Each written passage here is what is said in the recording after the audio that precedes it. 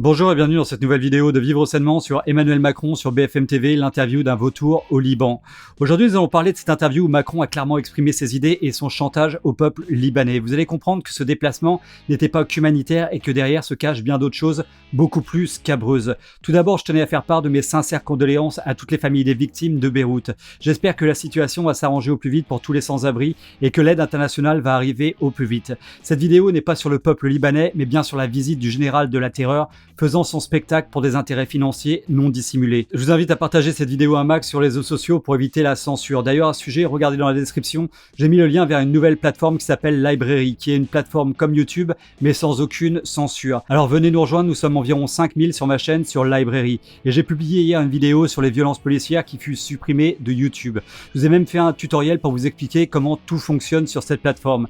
Regardez, tous les liens sont en dessous. Je vous remercie aussi de votre aide pour ma cagnotte Tipeee et ma cagnotte Paypal pour mes vidéos qui sont démonétisées. Allez, c'est parti, regardons comment ce pseudo-banquier président des riches répond à l'interview de BFM TV. Observez son léger sourire de coin dans ce pays où nous avons à déplorer 180 morts, 6000 blessés et des centaines de milliers de personnes sans domicile. Merci Monsieur Emmanuel Macron de nous accorder quelques minutes dans le timing très serré de ce déplacement au Liban. Un déplacement qui va rester marqué notamment par cette séquence qu'on a vécue ensemble dans le quartier chrétien à la mi-journée. Qu'est-ce que vous en retenez? C'était une ambiance assez folle. Est-ce que vous retenez la très forte défiance des Libanais face à leurs dirigeants? Vous avez entendu le journaliste de BFM TV avec ses tourneurs de phrases. Qu'est-ce que vous retenez de cette ambiance un peu folle? Genre c'était la Gay Pride ou la Techno-Parade. On parle d'un peuple en souffrance, on parle d'un peuple qui pleure ses morts. On parle d'un peuple avec des dizaines de milliers de logements détruits. Et le gars, qu'est-ce que vous retenez de cette ambiance un peu folle? Genre, wow, trop bien le truc, Emmanuel Macron en guest star en saint sauveur. Le miracle de Beyrouth arrive avec la présence du digne héritier des Rothschild. Il va marcher sur le pétrole. Et vous allez vite comprendre pourquoi je dis ça. D'abord la détresse, et c'est pour cette raison que je suis ici présent aujourd'hui pour dire l'amitié et la solidarité de la France, du peuple français. On a vu des femmes et des hommes qui parfois avaient perdu des proches, qui avaient tout perdu chez eux, dont l'appartement ou la maison était totalement détruite, qui avaient ou des victimes ou des blessés. Voilà, donc là il essaie de décrocher l'Oscar du mélodrame. Regardez bien la séquence encore une fois, franchement t'as l'impression qu'il a envie de se marrer et qu'il se retient comme il peut. Il a les yeux grands ouverts en mode chouette, genre gonflé à la poudre de perlimpinpin, la poudre qui fait du bien. Et donc t'imagines que ce gars, le lendemain du drame, il se ramène dans un pays en visite officielle pour constater les dégâts. Et moi je lui dis, reste chez toi mon gars, c'est un pays qui est en pleine détresse, en train de mobiliser toutes leurs forces pour rechercher des possibles survivants et maintenant ils doivent organiser un service de sécurité de malade pour que ce vautour vienne faire son spectacle et sa propagande dans le pays. Ce gars est une honte pour l'humanité. Et en effet, à côté de cette détresse, beaucoup de colère. Une colère contre ce qu'ils ne comprennent plus, n'acceptent plus, c'est-à-dire une forme d'incurie, un système qui ne fonctionne pas, qui ne les protège plus, qui ne leur permet plus de vivre. Beaucoup m'ont interpellé. C'est aussi pour cela que notre réponse, elle est d'abord d'aide, de soutien au peuple libanais, à la population.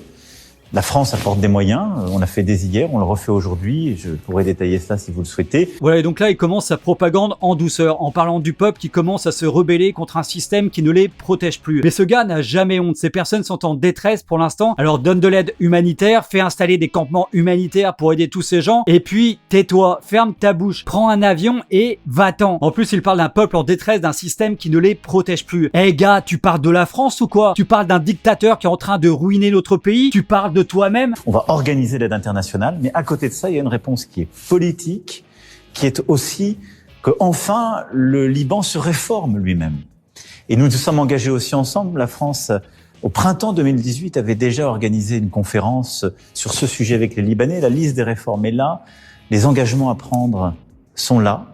Malheureusement, les choses n'ont pas avancé. La première victime, la seule victime, c'est le peuple libanais. Et voilà, dans un pays souverain, un pays où le président fut élu démocratiquement, ce gars vient imposer ses conditions. C'est genre, vous voulez pas crever de faim? Vous voulez un peu de poulet? Un peu de riz? Alors c'est ok, mais en même temps, on va réformer ton pays. On va tout changer, on va tout privatiser, on va laisser arriver des investisseurs boostés au marché financier, et tu vas voir, la situation sera meilleure. Pour les investisseurs, bien sûr. Vous avez eu des mots forts aujourd'hui. Je prendrai mes responsabilités politiques, je vous cite. Ou alors à une manifestante qui vous interpellait, votre colère, c'est mon optimisme. Qu'est-ce que ça veut dire? Est-ce que vous êtes favorable à un changement de présidence au Liban? Je suis respectueux d'un Liban libre, souverain, fier. T'imagines déjà le gars, il dit clairement votre colère c'est mon optimisme. Le gars il est dans un pays dévasté et votre colère c'est mon optimisme. Le gars il vient de la plus grosse banque d'investissement au monde qui fout le bordel partout dans le monde. Alors remettez cette phrase dans le contexte. Votre colère c'est mon optimisme. Et oui, on peut très bien imaginer qu'il est très optimiste et qu'en termes d'investissement, va y avoir du pognon qui va couler à flot. Ensuite, regardez encore la séquence. Il dit je suis respectueux d'un Liban libre, souverain et fier. Et regardez le micro-sourire qu'il a en disant ça. Genre le gars il cherche la souveraineté du Liban. Celui qui se bat pour une gouvernance mondiale. Celui qui traîne la souveraineté de la France comme un cadavre dans un cimetière. Quand j'entends cette colère, c'est une colère qui permet de dépasser le désespoir et de regarder devant. Donc c'est ça qui, comme je lui ai dit, en quelque sorte montre l'énergie qu'il y a dans la jeunesse libanaise, la force qu'il y a dans ce peuple. Et là encore, je pense que tout le monde a pu observer son sourire dans une phrase qui veut absolument rien dire. C'est une phrase avec des mots qui font qui remplissent le silence d'un semblant de communication. Le tout agrémenté de ce sourire qui donne des nausées quand on pense à cette situation macabre dont il essaye de tirer profit. Maintenant, on le voit bien, il y a beaucoup de choses qui se sont dégradées ces derniers mois. Les coupures d'électricité, il y en a des dizaines par jour. Il y a des difficultés d'approvisionnement. Il y a une partie de la population qui est aujourd'hui malnutrie. Et on a vu un Liban qui a dégringolé économiquement, avec en particulier un système financier qui est aujourd'hui complètement bloqué. Et voilà, donc là on rentre bien dans le sujet, le système financier. Là on sent qu'il reprend son sérieux. Là c'est un domaine qu'il maîtrise. Et forcément un système financier qui est totalement bloqué, c'est pas l'idéal pour faire du pognon, du flouze, du genre, du bif. Surtout quand le Liban vient juste de trouver des gisements de gaz et de pétrole qu'il commence à exploiter depuis 2 mois. Et que Total ainsi que d'autres compagnies pétrolières sont à l'affût pour explorer les gisements. Là on comprend bien qu'il faut rapidement changer le pays. Ça devient une urgence vitale. Or le Liban est un pays qui produit peu, qui est très dépendant de l'import-export, qui importe beaucoup, et donc beaucoup de la richesse de l'économie reposait sur le système financier. Aujourd'hui, celui-ci vit aussi une défiance complète. Les dépôts sont bloqués. Les Libanaises et les Libanais ne peuvent pas sortir leur argent, peuvent très difficilement l'utiliser, ne peuvent plus payer des études hors du pays à leurs enfants. Ce qui veut dire aussi que les investissements sont bloqués. Là, on voit très bien de qui il parle quand il dit que les Libanais ne peuvent plus payer leurs études hors du pays à leurs enfants. On comprend bien qu'il parle pas du Libanais moyen, du Libanais des classes populaires, parce que parmi tous ces gens-là, ils arrivent même plus à se nourrir correctement, donc envoyer leurs enfants étudier à l'étranger, c'est pas vraiment leur priorité. Non, il parle d'une certaine élite, des gens qui ont beaucoup de pognon au Liban, genre par exemple des Carlos Ghosn, le fugitif du Japon, celui qui s'est échappé pour des malversations financières, ou alors d'autres élites du même acabit, impliquées dans la corruption du pays. Et donc, les conséquences directes de tout cela, plus d'un système extraordinairement corrompu, dénoncé par tous, les forces politiques comme les dirigeants vous le disent, fait qu'il n'y a qu'une victime, le peuple libanais. Et oui, peuple libanais, prenez exemple sur la France et l'Europe, où la corruption n'existe plus. Chez nous, nos politiciens sont droits et honnêtes, comme des curés pédophiles dans une crèche, comme des loups dans une boucherie, comme des laboratoires sur notre santé, comme des investisseurs au Liban. Je sais pas pourquoi d'un seul coup, j'ai encore la nausée. Et donc, cette colère, elle exprime cela. Maintenant, comment on enclenche le changement ?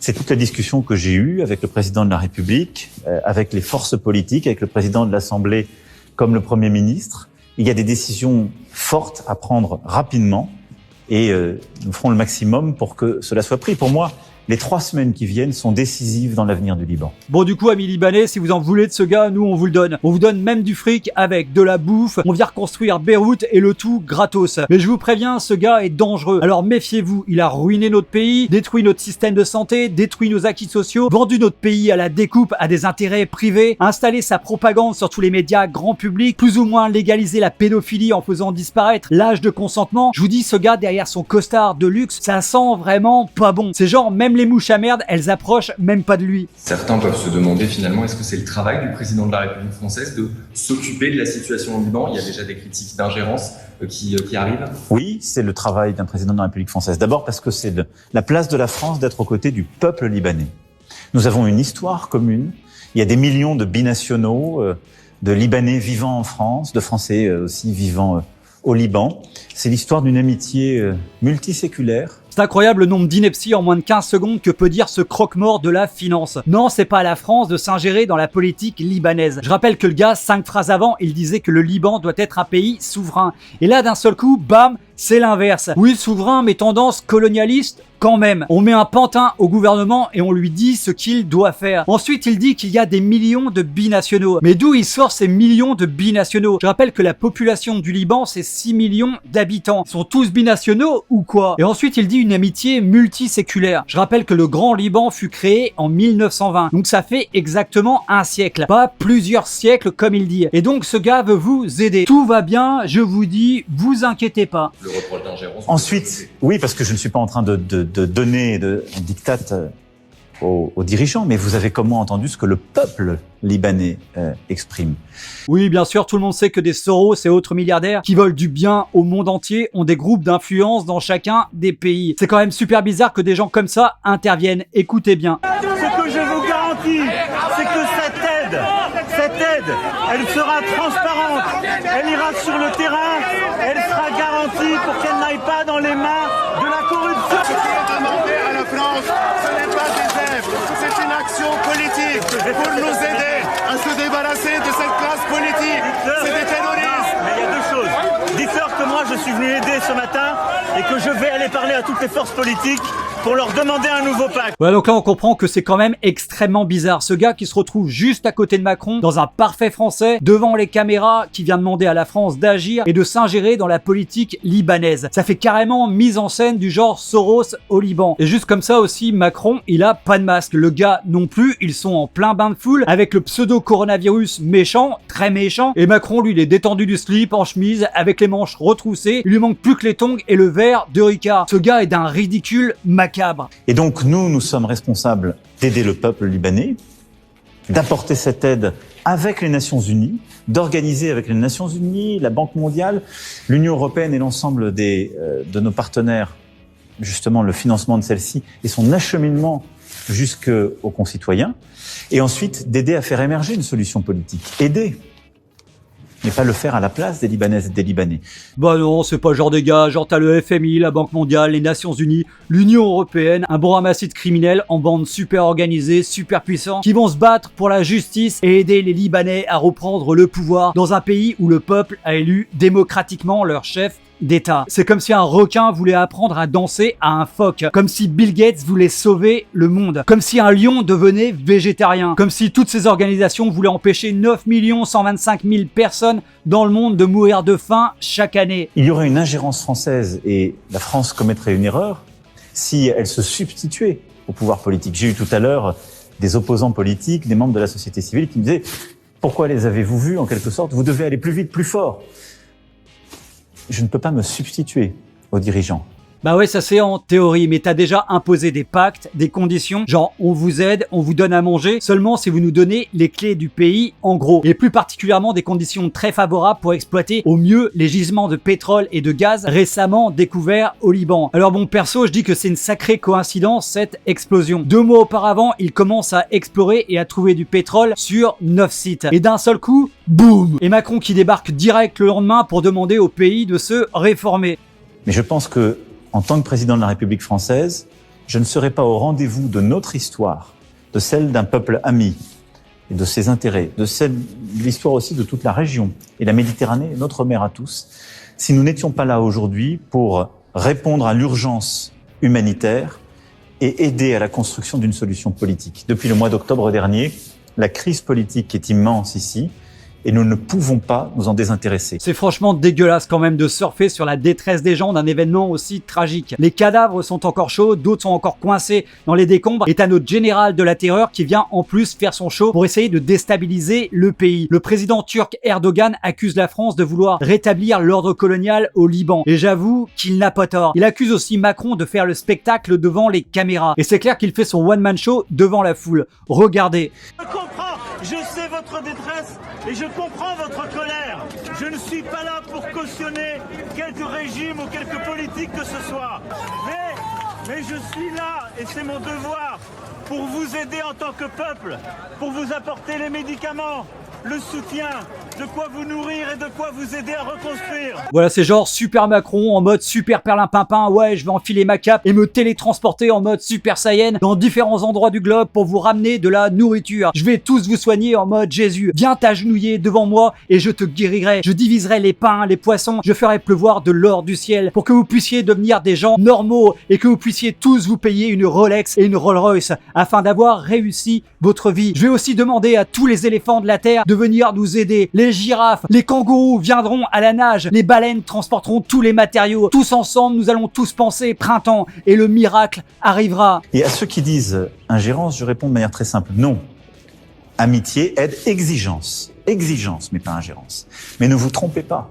Si la France ne joue pas son rôle, celle d'une puissance qui croit au multilatéralisme, qui croit dans l'intérêt du peuple libanais, l'ingérence, elle sera celle d'autres puissances. Elle sera iranienne, elle sera turque, elle sera saoudienne, elle sera de tas d'autres puissances de la région. Bah, je vais te dire un truc, je sais pas si au final le contraire de ce que tu dis ne serait pas que l'ensemble de tes pensées soit aussi venimeuse qu'un nid de crotale en pleine période de reproduction. Amis libanais, faites très attention, vous venez juste de subir un drame énorme. Il se pourrait bien que si ce loup vous dirige, que vous vous retrouviez dans une situation encore plus inconfortable. Regardez la Libye et le chaos qu'ils ont installé dans ce pays. Certes, la Libye n'était pas un modèle démocratique, mais les gens vivaient dans une paix maîtrisée. La France et ses alliés ont instauré le chaos, la barbarie dans le pays. Alors réfléchissez, mes amis. Une question très brève, Monsieur le Président de la République, sur un autre sujet d'actualité qui est aussi un sujet ici bien. Je ne répondrai à aucune question d'actualité nationale. Le Covid-19 est... Avec des indicateurs inquiétants dans notre pays, est-ce que vous conseillez à toute la population française de se masquer partout? Écoutez, nous l'avons fait ici aussi. Je crois que maintenant, il faut prendre l'habitude de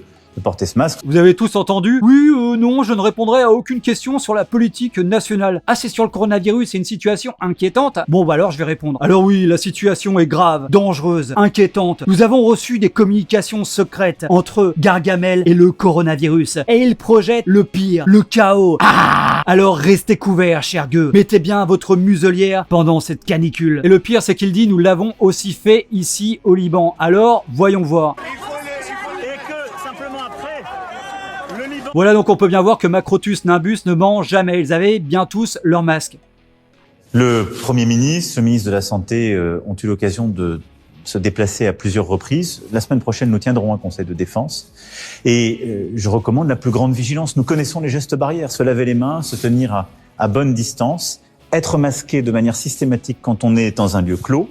Et ouais, toujours masqué dans un lieu clos. Mais je crois que le gars, il devrait aller voir un psy. Parce que là, il a un sérieux problème de dichotomie entre sa pensée et ses actions. Il dit, masquez-vous dans les lieux clos, c'est important. Et t'es où, mon gars, pendant cette interview? Bah, t'es dans un lieu clos. Et il est où ton masque? Bah, t'en as pas. Et donc, tu viens nous donner des leçons. Et moi, tu sais ce que j'en fais de tes leçons? Alors, restez bien avec nous pour la dernière séquence. Vous allez voir que notre justicier masqué a encore d'autres boules puantes dans la bouche. Franchement, ça va puer à des centaines de milliers de kilomètres. Abonnez-vous également à la chaîne et rejoignez-nous sur Facebook, Twitter et Library pour rester en contact si la chaîne venait à être suspendue, car oui, ça pourrait arriver. Un dernier point, j'ai ouvert une cagnotte Tipeee et une autre sur PayPal pour tous ceux qui pourraient m'aider à rester indépendant. Je vous remercie vraiment tous d'avance. Et lorsqu'on est à l'extérieur, évidemment quand c'est obligatoire le porter, mais moi je recommanderais à chacune et chacun, quand on ne peut pas tenir les distances de sécurité, par précaution de mettre un masque. Parce que ça vous protège, ça protège les autres, ça protège aussi nos aînés ou les plus vulnérables, parce qu'on connaît la cruauté de ce Covid-19. Si seulement les masques protégeaient de la connerie, je les rendrais obligatoires à tous les politiciens, les marchés financiers, les laboratoires, tous ces vautours infectés au virus de la connerie glauque, macabre et morbide, qui rend avide de pognon aux dépens des vies humaines. Là, je pense qu'on voterait tous à 100% pour instaurer la muselière à ces criminels de classe élite. Top niveau au-dessus des nuages. Écoutez, je suis vigilant et mobilisé avec nos scientifiques, avec aussi l'ensemble des membres du gouvernement et de nos soignants. Nous sommes aujourd'hui vigilants pour que ça ne réaugmente pas et partout où il y a une résurgence de l'épidémie, y répondre de manière pragmatique et proportionnée. Voilà, et ben nous aussi, de manière pragmatique et proportionnée, on sera tous dans les rues le 12 septembre pour faire entendre notre voix. Nous devons être des millions dans les rues, nous devons changer notre futur. Nous ne pouvons pas laisser ces gens ruiner nos vies. Toutes les couleurs, toutes les sexualités, toutes les religions, tous dans la rue. C'est maintenant ou jamais. Et vous, qu'en pensez-vous? Voilà, cette vidéo est terminée pour aujourd'hui, j'espère qu'elle vous a plu. Si c'est le cas, cliquez sur j'aime et partagez massivement sur les réseaux sociaux. Abonnez-vous à la chaîne si ce n'est pas encore fait et à très bientôt pour une prochaine vidéo sur Vivre Sainement.